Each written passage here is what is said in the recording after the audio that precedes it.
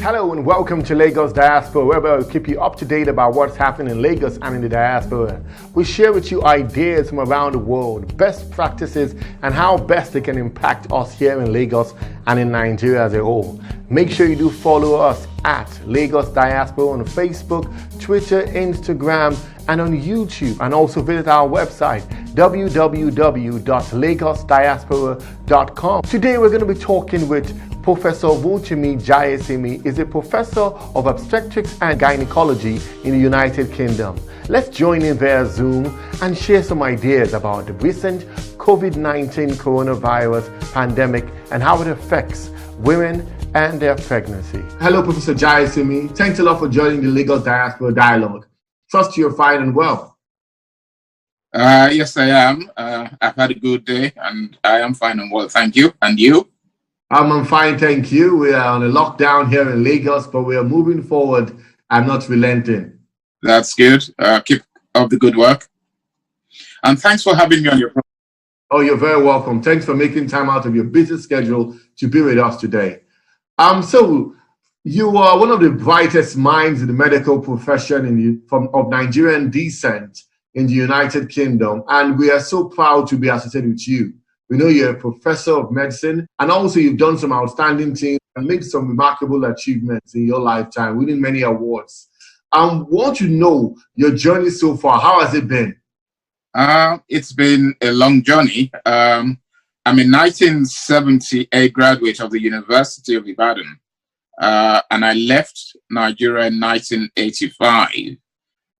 I'm currently Associate Medical Director for Patient Safety at Basildon University Hospital and a consultant in obstetrics and gynecology. I am a visiting professor at the Faculty of Law, University of Ibadan in Nigeria. In addition to that, I'm the Chief Executive of Trojan Medical Group. That's an outfit that aims to strengthen healthcare systems in Africa. So it's been a long journey, but an interesting one and a rewarding one. Also, we know you are into obs and gynae as a profession. We want to know, in light of the global pandemic that is going on around the world, the coronavirus, that has taken a lot of lives, unfortunately, and has affected many families and countries. How does it affect women and also their pregnancy? Just like any human being, a pregnant woman is also at risk of contracting the disease. It's a new virus, and we don't have a historical data as to how it affects women. But what we know is that any virus in pregnancy can be dangerous.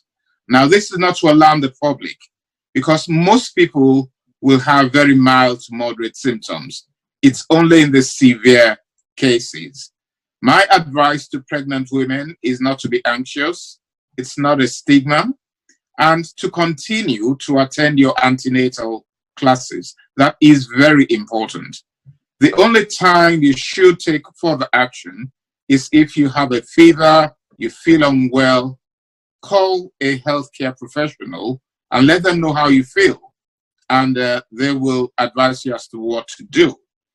Now, most pregnant women are worried about their baby. What we do know from the current pandemic is that the transmission to the baby is not high. There are only very few cases reported, maybe under 10 worldwide, of babies contracting the infection. And I think that should be reassuring to mothers that their babies are likely to be okay. I could also add to that, because one of the things people might ask is, can they breastfeed? The virus doesn't go into breast milk, so there's no reason why pregnant mothers who've had their babies cannot breastfeed. Okay, that's quite interesting.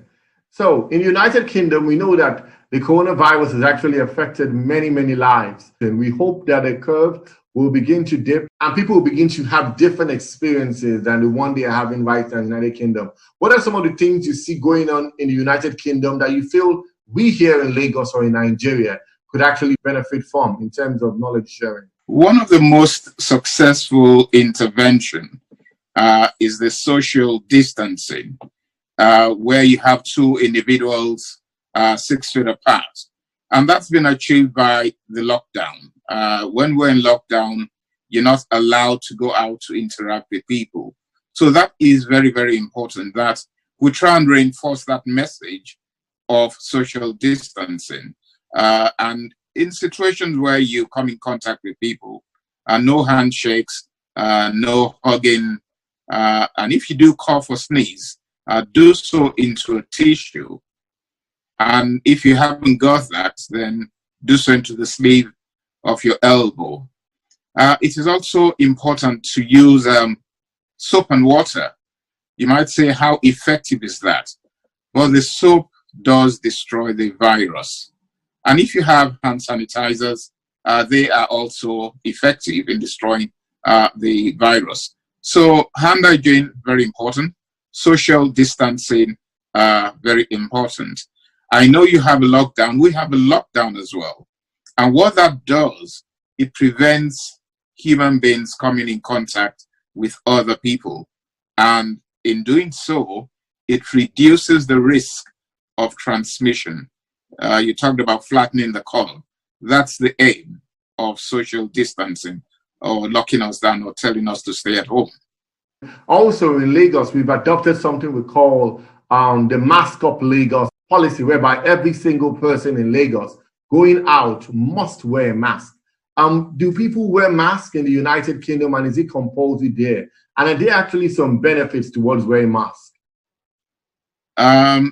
It's coming. The CDC, Center for Disease Control, has said everybody should wear masks, any type of mask, preferably not surgical masks, because we want to reserve that for healthcare professionals.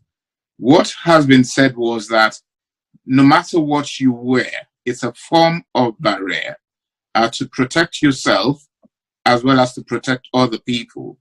And yes, there are technical things regarding that. But one thing is, having a barrier in front of you in the form of a mask is better than having nothing in front of you at all. My advice is, I will encourage anybody or everybody to wear a mask. It is protective. It will offer some degree of protection. And I like what you said, that it's about protecting you and protecting me. It's a barrier to stop the transmission. Peradventure someone sneezes around you, you stand a lower chance of getting it if you have a mask on, and the person too has a mask on. So thank you for that information. Thank you. Also, the medical practice generally, how do you see it being transformed, being changed in light of the coronavirus, and what is going to happen post-COVID? How has it affected or changed the way you practice medicine? I think it's going to enhance digital technology. At the moment, there's a lot of teleconferencing or teleconsultation where a patient, rather than coming physically, telephones the surgery and explains what's wrong with them. People will only be advised to come in, maybe in future, if perhaps they need to come in for a physical examination. But if it's for something that can be sorted out by just consultation, then that's going forward. In addition to that, we can view X-rays now on various portals. You can interpret results on various electronic devices. And I think it's going to have a great impact on the way we practice medicine. What we're currently doing is to take a log of good practice during this pandemic, things we have introduced that have worked well. And I think going forward, we will incorporate this into medical practice. No, fantastic. So what was meant to be a bad situation has turned out in some way to enhance and to improve humanity's response and also interaction medically and also technologically. So that's very good. So before we close the Lagos Diaspora Dialogue, is there something or a thought you would like to share with Lagosians, Nigerians in general? Your closing remarks, please, Paul. I will commend the efforts of the government because I know they have done a lot of work. They've invested in healthcare facilities to deal with this virus. To Lagosians, I would say, yes, we are in difficult times. The lockdown is difficult. It's affecting everybody, but it's going to help each and every one of us contain the spread of this dreadful disease. So please, let's keep a distance, the social distancing of 6 feet. Let's stay at home if we don't have to go out. You only go out if it's essential. And if you have to go to the market, try and keep that social distance. And in addition to that, please wear a mask. Wow, you couldn't have said it any better, Professor. Thank you very much, Professor Rotimi Jayasimi. We appreciate your time today on the Lagos Diaspora Dialogue. Lovely. Thank you for having me on your program. And please do keep safe and keep well. Same to you, Paul. God bless you. Thank you. Thank you. Well, I sincerely do hope that you enjoyed that dialogue with Professor Rotimi Jayasimi, consultant obstetrics and gynecologist in United Kingdom. Make sure you do follow us at Lagos Diaspora on Facebook, Twitter, Instagram, and on YouTube, and subscribe to our Lagos Diaspora newsletter on our website, www.lagosdiaspora.com. And you could also join the Lagos State Diaspora Network wherever you are around the world, and make sure you connect with like minds, and feel free and become friends with someone from the diaspora, because you have something in common, which is Lagos and which is Nigeria. So thanks a lot for watching. Make sure you look out for the next episode, and you could easily do that by staying in touch with us on our social media platforms. I really do appreciate your time today. I remain Jermaine Sanwo-Olu, the Senior Special Assistant on Diaspora and Foreign Relations to the Lagos State Governor, Babajide Sanwo-Olu. Thanks a lot for watching.